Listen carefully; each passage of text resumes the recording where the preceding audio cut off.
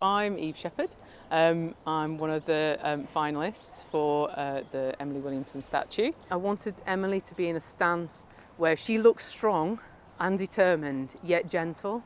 She's releasing a bird, and that bird's really significant because that bird will be based on the form of a starling, but actually the things within it are all different breeds of birds, because there was no one bird that I could choose, because she didn't help just one bird, she helped all birds.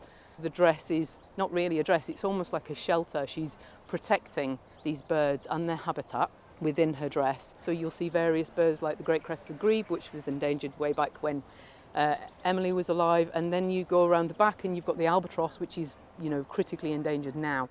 You'll see a couple of little titchy dioramas. Within the final piece there'll be 3 or 4, and they depict some of the feather workers and also Emily's kind of social work side of her life. And it's all greeny and yellowy, and it's all kind of been based on the colours here that we've got today, and it also changes through the seasons. And the texture, it's kind of organic, it's meant to look like it belongs here, her dress, and then as it grows up it becomes a little bit more smooth and more defined, and that's when we get into more like the sort of more traditional Emily and more traditional sculpture.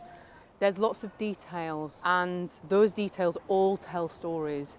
It could be about birds that need to be helped, habitats that need to be preserved, the work that Emily did, and Emily herself, and and the other 2 co-founders. And when you view a piece, you might not understand all that. So the augmented reality can tell the story further.